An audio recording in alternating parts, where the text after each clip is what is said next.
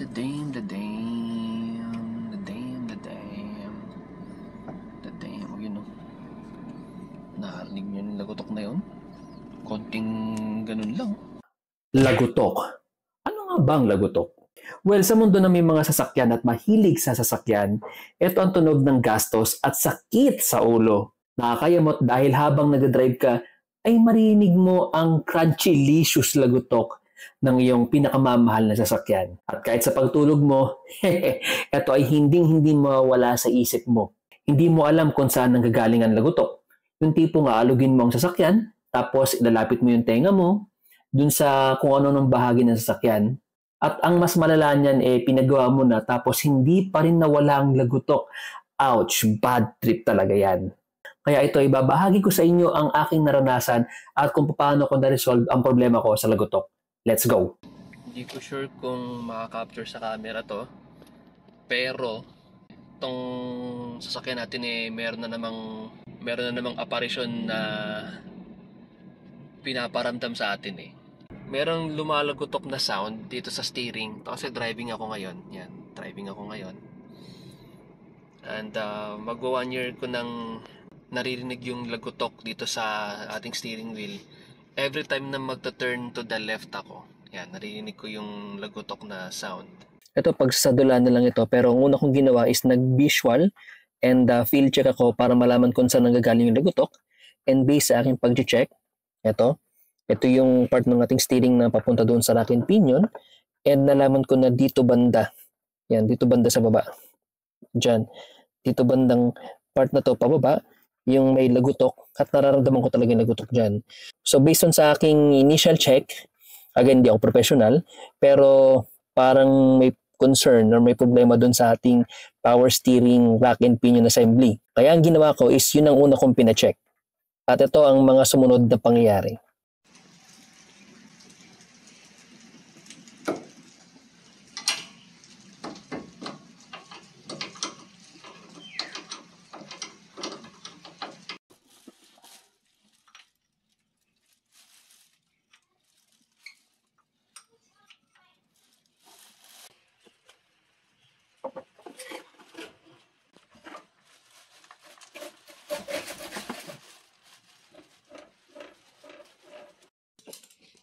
Yun na, ibaba na yung racket natin. Saan dyan yung kadalasang Papsi? Yung tumutunog-tunog. Yun dyan, ano? Tama. Natuyo ng glass. Baka nga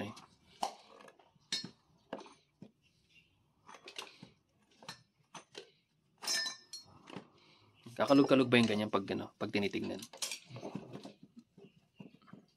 May kalog ba? Parang wala nga, Tik-tik nga sir. Busin. Sige.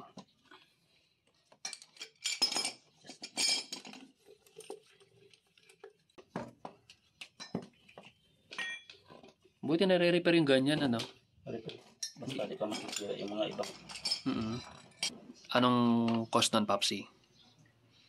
Baka mayroon ng luwag. Sa loob niyan?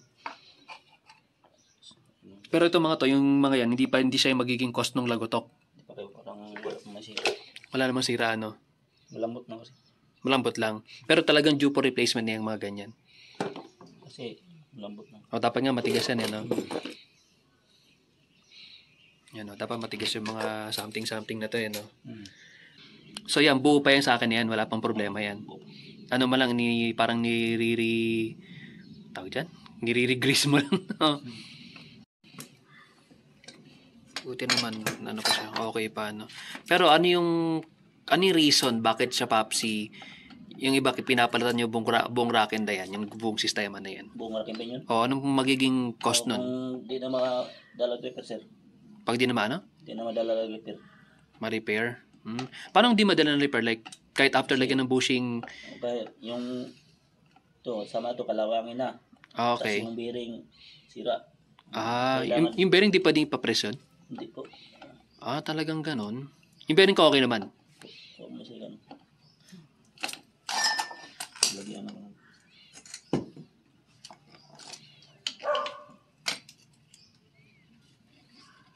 Yan ba yung nakatuko dito sa loob? Yan pala yun. Oo, ano, wala nga tunog. Ganun. Matigaan siya. Okay naman yung takbo niya, papi. Smooth naman. Malambot lang siya. Mm.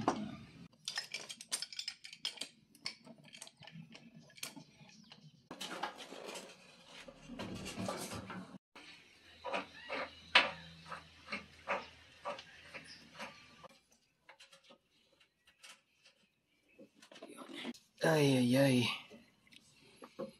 CB Boots. Sira na rin.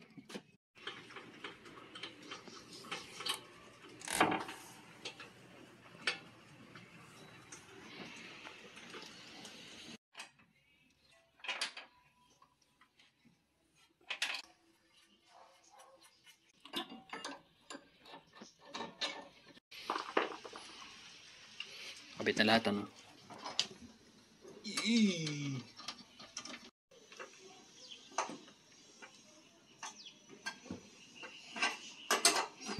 Okay, ito. Driving na tayo. Pauwi na tayo sa bahay kasi nagpa-vulcanize pa ako ng gulong ko eh. Napansin ko kasi na merong nakatusok dun sa ating rear right na wheel. So far, yan. Wala nang lagutok yung kanyang kanyang manobela. Naging tight yung kanyang steering. Ganda. Oh, yun oh. Walang lagutok Swerte dahil wala namang sira yung ating rack and pinion. And so far, ang kailangan lang palitan talaga is yung kanyang tie rod at yung rack end na pyesa. Ang ginawa lang ng tropa natin is tinignan ko sira yung bushing nung ating rack and pinion, and swerte hindi pa rin daw sira. Nirigrease lang niya or nilagyan lang niya ng grasa sa loob parang ganun, or niripak ba niya tawag, di ko alam yung tawag doon. And so far, so good. Talagang totally nawala yung lagutok pag lumiliko. Obserban ko pa rin to syempre para malaman kung talagang na-resolve na yung issue or kung meron pa rin. Pag meron pa na siyang lagutok, alam ko na tie rod yun or di kaya rack end niya yung damage, which is talagang papalitan na natin. Pero so far so good. So yan, obserbahan ko to and tingin natin kung ma-resolve na. So yun lang naman. Thank you so much for watching and stay chill!